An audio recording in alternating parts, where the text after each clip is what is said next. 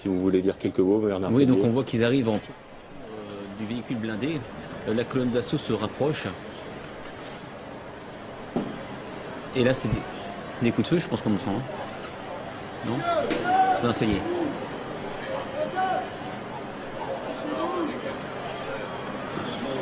Alors, on n'a pas une vue sur la façade. Comment sont organisés les différents hommes du groupe? Alors, en premier... Ah, ça y est. Échange de coups de feu mûri. Hein.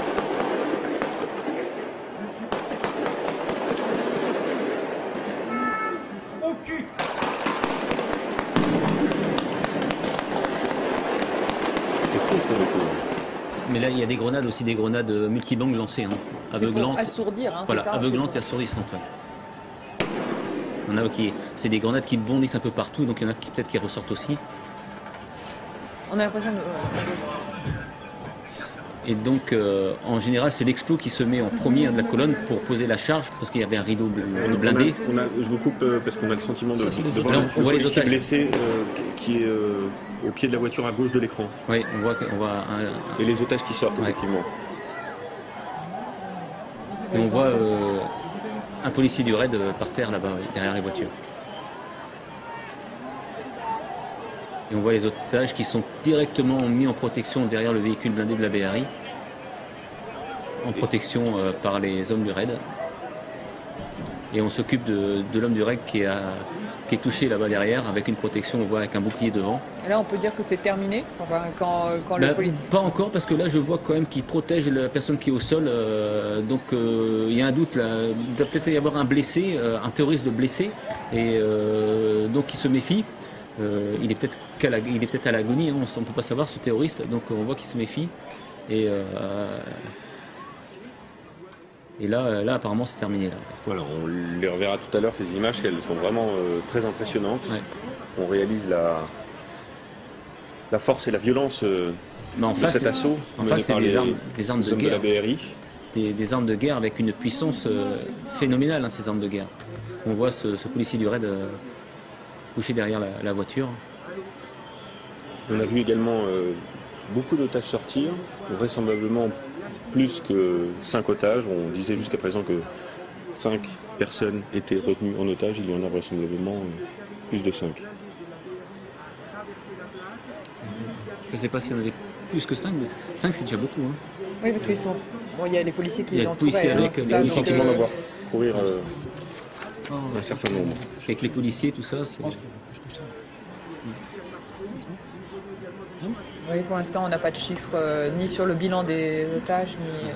On va continuer à regarder ces images. On est donc dans la seconde partie de l'opération. C'est ce que vous nous expliquiez tout à l'heure, Bernard Tellier. Les hommes avancent doucement à l'intérieur pour inspecter les lieux et s'assurer qu'ils sont sécurisés. D'une part, pour voir si c'est pas piégé. Deuxièmement, pour voir si les terroristes sont bien neutralisés. L'assaut est donné sur le supermarché. Le rideau automatique se lève doucement. On aperçoit un corps à terre. Les hommes du raid tentent de pénétrer dans le magasin.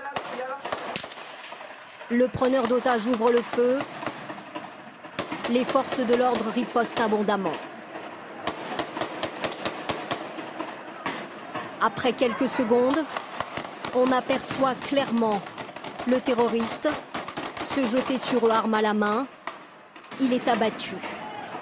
Puis, les forces de l'ordre investissent le supermarché. Les otages se précipitent à l'extérieur en criant. Ça fume. Parle pas, faut laisser. Ils sont très nombreux.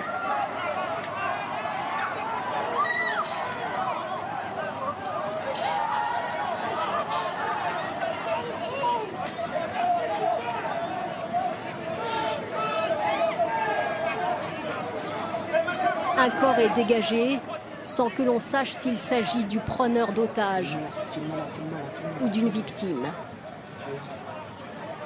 Sur le côté, un homme du raid est blessé. Ses collègues le tirent pour le mettre à l'abri.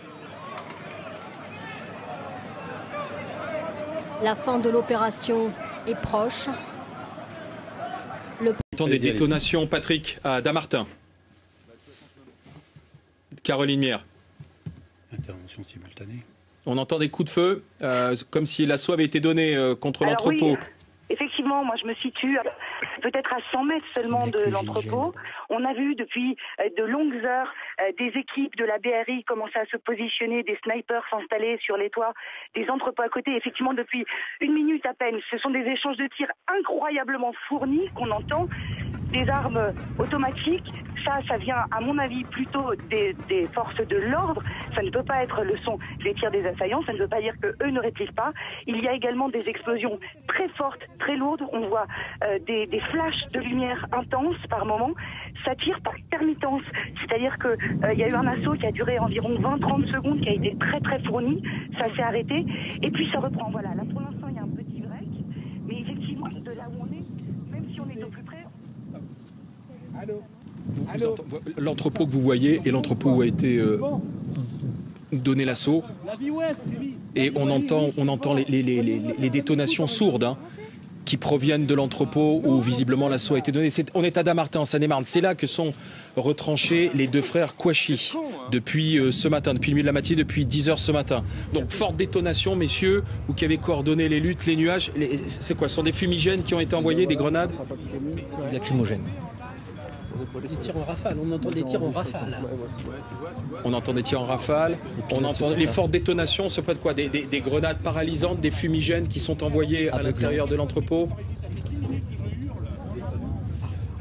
Ok, Caroline Mière, donc qu'entendez-vous encore sur place? Et les pilotes d'hélico sont dans des Pumas, armées de l'air sont en train de monter dans l'île. Total. C'est assez surprenant parce qu'on a vraiment le sentiment que l'assaut a été lancé. Peut-être est-il en cours, peut-être les hommes sont-ils en train de se repositionner. En tout cas, pour l'instant, plus rien. Et il